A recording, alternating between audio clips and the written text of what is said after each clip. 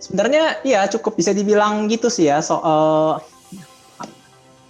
Karena kan memang kita ini kan ya nggak mungkin bisa tatap muka ya lagi maksudnya masalah pandemi ini kan ya. Makanya kita kan pakai online. Dan memang ya mungkin kalau yang untuk anak-anak daerah aja sih paling isi yang masalah kalau misalnya untuk koneksi internetnya segala. Cuman buat kita yang internetnya stabil sih nggak masalah sih. Dan penjelasannya juga cukup baik tuh kan. Dan kita ini kan juga nggak hanya belajar di online learning sama IIM aja, kita juga malamnya kan ada dapat tugas-tugas segala macam kan. Jadi ya siang kita lecture, malamnya kita ngerjain tugasnya gitu loh. Jadi menurut aku sih oke, cukup efektif sih.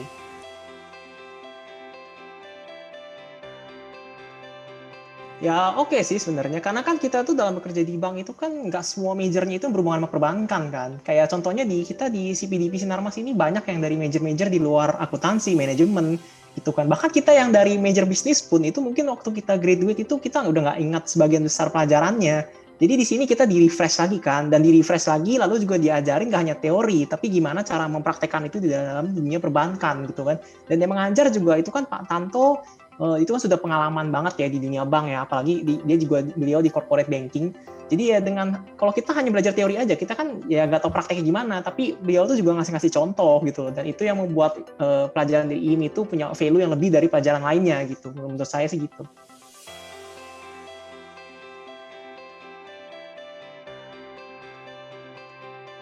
Kalau e-learning IIM ini nilai plusnya menurut saya adalah dia ada penjelasannya kan. Jadi nggak cuma hanya sebatas teks aja, tapi kan di situ juga Pak Susanto itu ada menjelaskan, dan itu pun kalau misalnya kita kurang jelas, kita bisa kembali lagi ke penjelasan sebelumnya gitu. Dan itu ada kuis-kuisnya kan, dimana kalau kuisnya salah kita disuruh mengulang lagi di kuisnya tersebut gitu loh. Jadi nggak sebatas hanya baca textbook aja, kita langsung dengar seolah-olah itu nggak ada bedanya jadinya online kelas sama realnya. Cuma bedanya ya kita di online di rumah aja. Tapi untuk penjelasannya pun ya kurang lebih sama gitu loh. Dan kalau ada yang nggak bisa kan kita bisa tanyain langsung ke Pak Susantonya gitu.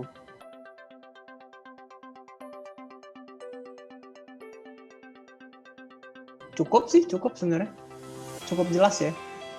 Karena kan tadi saya udah bilang ya, kalau nggak jelas sih kita bisa balik lagi ke penjelasannya kan. Jadi diulang-ulang ya pasti lama-lama jelas dong ya gitu kan. Baik, Dan baik. kalau memang masih nggak jelas juga ya kita tanya langsung aja yang kayak ngajar gitu. Paling kalau di luar itu paling hanya dikasih contoh-contohnya aja gitu. Atau kalau mungkin kita pesertanya ada yang bertanya hal di luar itu ya menguji masih apa yang menjelaskan masih bisa menjawab pertanyaannya gitu.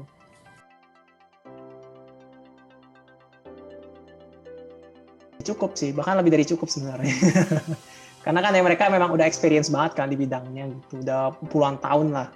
Dan memang mereka juga bisa menjelaskan dengan baik gitu.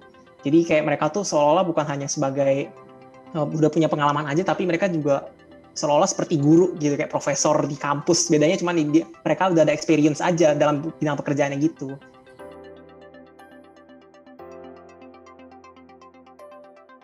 Ya relevan sih, relevan banget. Karena ya memang kan kita juga di bidang perbankan nih, dan yang diajarin IMI itu kan juga eh, apa materinya juga perbankan, keuangan segala macam, dan ditekankan di bagian keuangannya kan. Karena bagian keuangan itu sebenarnya di perbankan itu yang paling sulit sih sebenarnya di antara semua pelajaran lainnya. Kalau yang lain itu kan hanya teori aja, kayak kita dengan learning by doing lah, dengan experience. Tapi kalau untuk keuangan itu gak semata-mata kita bisa apa ya terapkan di pekerjaan. Tapi kalau kita nggak ada fundamentalnya gimana gitu, dan IMI itu kan mengajarkan fundamentalnya.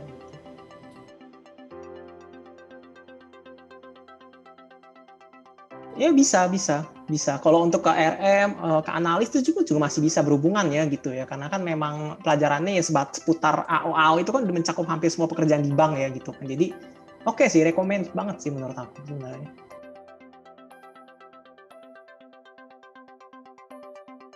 Sebenarnya kalau untuk online lecture itu kan hanya membahas ulang apa yang sudah disebutkan di dalam e-learningnya kan ya. Jadi memang waktu yang paling lama itu lagi di e-learningnya gitu. Sebenarnya tergantung tiap orang kemampuannya juga ya. Karena kalau memang orang itu capable cepat ngerjainnya nggak salah-salah terus kan, ya kita nggak perlu go back ke bagian penjelasan lagi sebelumnya kan gitu.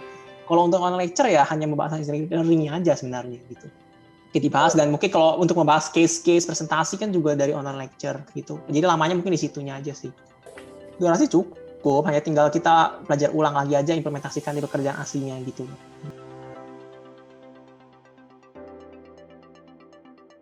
Kalau kritik sih nggak ada ya, karena menurut saya udah oke sih sebenarnya. Jadi bingung juga mau mengkritik apa gitu kan. Kalau saran Sebenarnya ya ini kan emang online learning ya, jadi mungkin ke internetnya aja sih. Bukan untuk ini sebenarnya sih, ini untuk general. Jadi saya nggak tahu sih kalau untuk online learning itu apakah bisa diterapkan di semua daerah ya.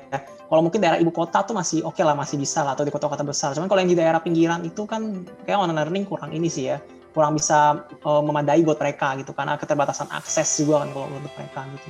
Tapi selama ini yang pesertanya semua di daerah besar dan punya akses cukup internet yang cukup sih nggak ada masalah harusnya.